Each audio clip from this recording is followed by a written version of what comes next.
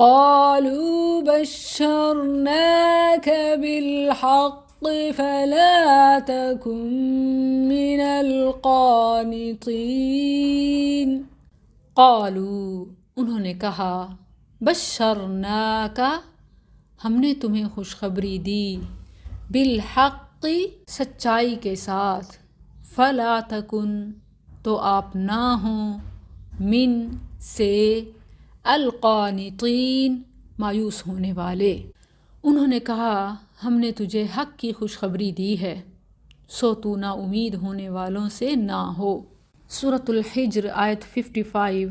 They said, we have given you glad tidings in truth, so do not be of the despairing۔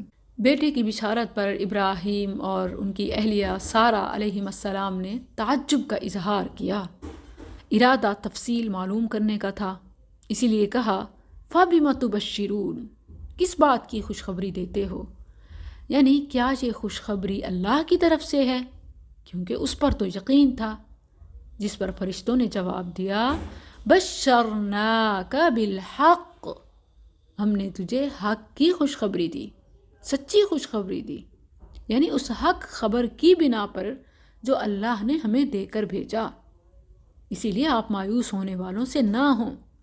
فلا تکن من القانطین، اس کا مطلب یہ نہیں کہ ابراہیم علیہ السلام مایوس ہونے لگے تو انہوں نے منع کیا، یہ ہرگز نہیں۔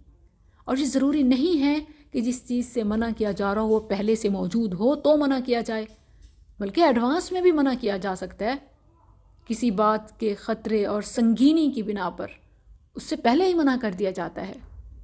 اگر آپ غور کریں، اس کی مثال آپ کو سورہ ہود آیت 46 میں ملے گی، جب اللہ تعالیٰ نے نوح علیہ السلام سے فرمایا، انی اعظک ان تکون من الجاہلین، بے شک میں تجھے اس سے نصیحت کرتا ہوں کہ تو جاہلوں میں سے ہو جائے۔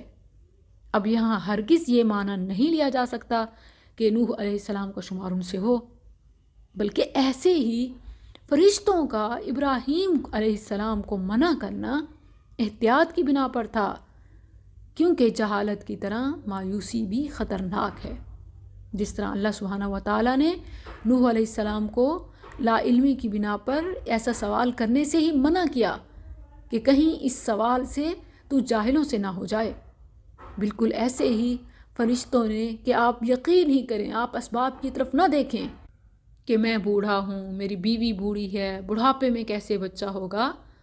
آپ کے یقین کے لیے یہی کافی ہے کہ بشرناک بالحق، ہم اس حق خبر کی بنا پر آپ کو خوشخبری دے رہے ہیں جس کے ساتھ اللہ نے ہمیں بھیجا۔